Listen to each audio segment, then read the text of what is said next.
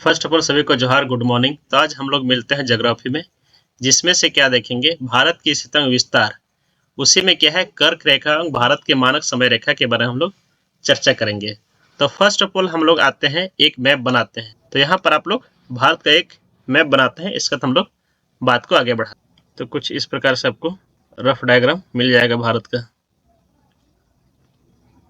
ये हो गया भारत का नक्शा। इसमें हम लोग क्या देख रहे हैं, कर्क रेखा एवं भारत के मानक समय रेखा के बारे में हम लोग चर्चा कर रहे हैं।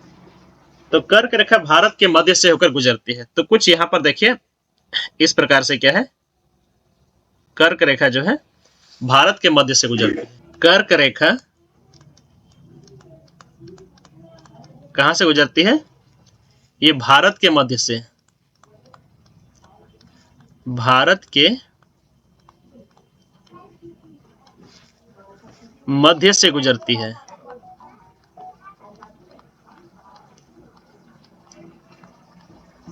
गुजरती है। तो यहाँ पर थोड़ा सा हम लोग समझते हैं भारत की जलवायु को। तो एक ग्लोब के माध्यम से यहाँ पर समझाने का प्रयास करते हैं। तो क्या है, ग्लोब बनाते हैं। यहाँ पर एक ग्लोब हो गया है। ये कौन सी लाइन हो गई है? ये आपका भूमध्य है, भूमध्य लाइन है। उसके ऊपर ये कर्क रेखा है, कर्क, और उसी के जस्ट नीचे, भूमध्य के जस्ट नीचे, इसको कहा जाता है मकर। और भारत कहां पर आप लोग बताए थे? इस जगह पर क्या है, भारत की स्थिति आप लोग देख रहे हैं, यही ना है। तो सूर्य की किरणें इसी पर क्या है, लंबवत पड़ती है। तो यहां पर किस प्रकार का होगा? सबसे ज्यादा क्या है, सूर्य की किरणें पड़ेगी। कहने का मतलब ये उष्ण क्षेत्र है। ये हो गया, ये जो क्षेत्र देख रहे हैं ये क्या है, उष्ण कटिबंध। उष्ण कटिबंध क्षेत्र है। यह इसको ट्रॉपिकल कहते हैं, यानी कि गर्म क्षेत्र। तो भारत क्या है, ये क्षेत्र कहां पर स्थित है? इधर स्थित है। ये क्या हो गया, भारत का क्या है, उष्ण क्षेत्र है। और उसके ऊपर ये क्षेत्र देखिए, ये क्या है, आर्कटिक विर्त है ना, आर्क, आर्कटिक विर्त। और उसी के जस्ट नीचे यहां पर आप देखिएगा, ये क्या है, अंटार्कटिक, अंटार्कटिक विर्त है। तो यहाँ का क्षेत्र जो है, ये क्षेत्र हो गया भारत का। कुछ ऊपर का पोर्शन भी यहाँ पड़ता है, ये उससे थोड़ा क्या है, ये पोर्शन कम गर्मी है। तो इसको क्या कहा जाता है, उपोष्ण कहा जाता है, उपोष्ण कटिबंध। यानी कि इसको बोलेंगे सब ट्रॉपिकल क्षेत्र। कौन सा क्षेत्र? ये क्षेत्र हो गया है। और क्या है, ये भी क्षेत्र। और उसके ऊपर यानी कि यहां पर कौन सा क्षेत्र होगा, उपोष्ण क्षेत्र हो जाएगा। और उसके ऊपर देख रहे हैं यहां पर, ये क्या है, शीत। और इधर भी क्या पड़ेगा आपका, शीत, यानी कि कोल्ड जिसको बोलेंगे हम लोग। यहां भी क्या है, कोल्ड क्षेत्र है, यानी कि ठंडा का क्षेत्र है। तो अगर भारत की जलवायु के बारे में बात करेंगे, तो यहां पर सैद्धांतिक रूप से क्या देख रहे हैं, भारत की जलवायु उष्ण और उपोष्ण दोनों होना चाहिए। यहां पर देख रहे हैं थोड़ा सा क्या है, ठंडा है, इसमें मिक्स वाला। और यहाँ इस क्षेत्र, इधर का पोर्शन क्या है, बहुत गर्म है, उष्ण का क्षेत्र है। तो अगर भारत की जलवायु के बारे में बात करें, भारत की जलवायु यहां पर लिखते हैं, भारत की जलवायु। तो सैद्धांतिक रूप से क्या होना चाहिए, उष्ण और उपोष्ण दोनों होना चाहिए। होना तो यही चाहिए, लेकिन ऐसा नहीं। भारत की जलवायु किस प्रकार का है, उष्ण कटिबंधीय है, उष्ण कटिबंधीय मानसूनी जलवायु है। मानसूनी जलवायु। अगर हम सैद्धांतिक रूप से बात करें तो यही होना चाहिए, उष्ण उपोष्ण दोनों होना चाहिए। किसी भी देश की या किसी भी क्षेत्र की जलवायु को निर्धारित करने वाला केवल और केवल ये कर्क और मकर ये नहीं होती है, ये रेखाएं नहीं निर्धारित करती। उसमें भी और भी क्या है, क्षेत्रीय कारक है, जिसमें से आप यहाँ की उपस्थिति देख रहे हैं। हिमालय है एक, हिमालय, और इस जगह जो है राजस्थान में थार रेगिस्तान, जिसके कारण से क्या है, ये उष्णकटिबंधीय क्षेत्र जो है पूरा भारत तक क्या हो जाती है, विस्तृत हो जाती है। जब हम जलवायु क्लास करेंगे तो वहां पर आपको क्या है, डिटेल से बताया जाएगा। तो इस प्रकार से भारत की जलवायु किस प्रकार का है, उष्णकटिबंधीय मानसूनी जलवायु। मानसूनी क्या कहा जाता है, जो वर्षा करने वाले पवनों को क्या कहा जाता है, मानसूनी कहा जाता है। क्लियर हो गया। अब हम देखेंगे क्या है, कर्क रेखा। कर्क रेखा जो है भारत के कुल कितने प्रदेशों से होकर गुजरती है। तो यहां पर इसको हम थोड़ा सा मिटाते हैं, इसका तो हम लोग आगे बढ़ेंगे।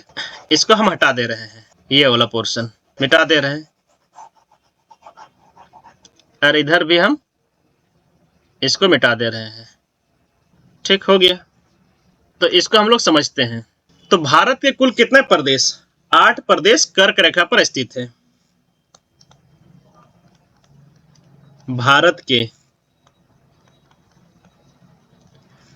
8 प्रदेश कर्क रेखा पर है।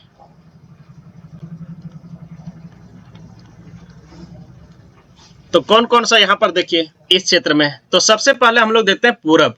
ये क्या है, पूरब है, पूरब। और इधर आपका क्या है, पश्चिम है ना। तो अगर पश्चिम से बात करें तो सबसे पहले कौन सा है, ये गुजरात हो गया है, गुजरात। तो सबसे पहले क्या है, गुजरात। यहां तो गुजरात हम लोग डाल देते हैं,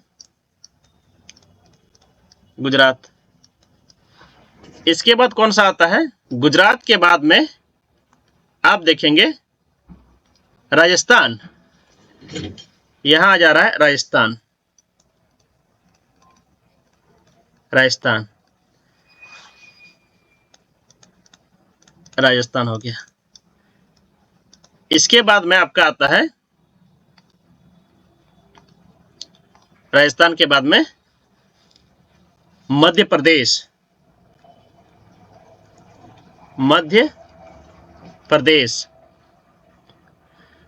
और मध्य प्रदेश के बाद में आपका फिर आता है छत्तीसगढ़।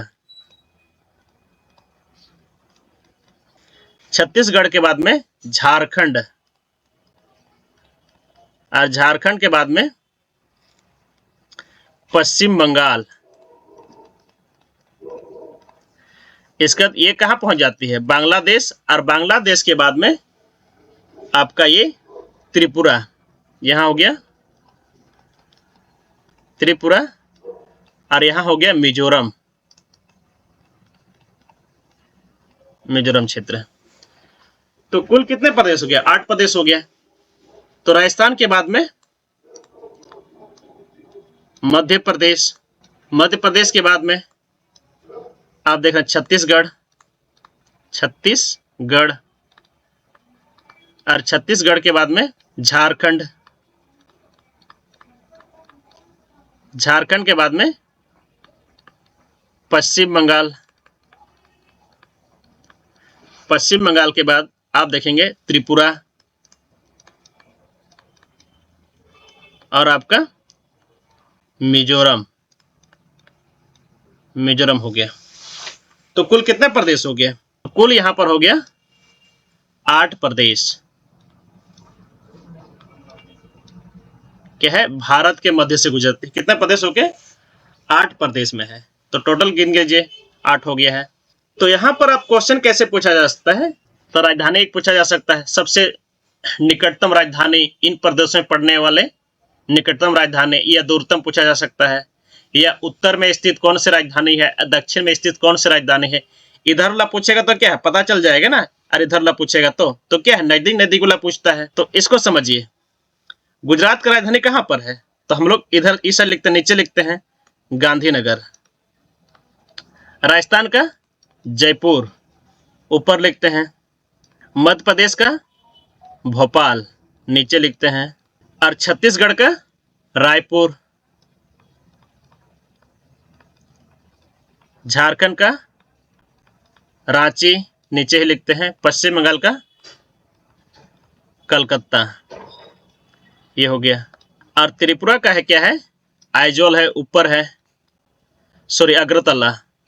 अगरतला अगरतला। और मिजोरम का जो है आइजोल है।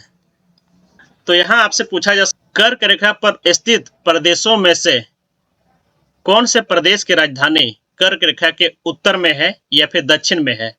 तो यहाँ पर जैसे लिखा आप उसी प्रकार से आप लोग क्या कीजिएगा, नोट कीजिएगा। एक तो ये हो गया है। दूसरा आपसे क्या पूछा जा सकता है? तो सबसे पहले इसको हम लोग क्लियर कर लेते हैं। 3 राजधानियां, 3 राजधानियां क्या है? उत्तर में है ना, ये उत्तर। तो कौन कौन सा? एक तो जयपुर। जयपुर कहाँ की राजधानी है? ये राजस्थान की। दूसरा आपका अगरतला। ये अगरतला किसका है? त्रिपुरा का। और एक आपका जो है आइजोल, ये आपका मिजोरम का है। ये क्या है? कर्क रेखा के उत्तर में है। वो कहां पर है? शेष। कर्क रेखा के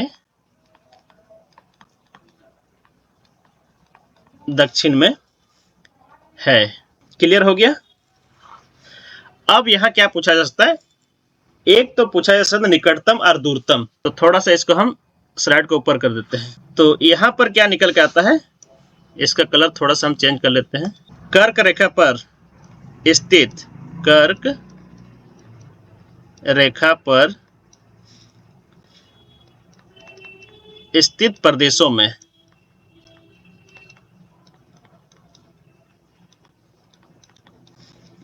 में दूरतम राजधानी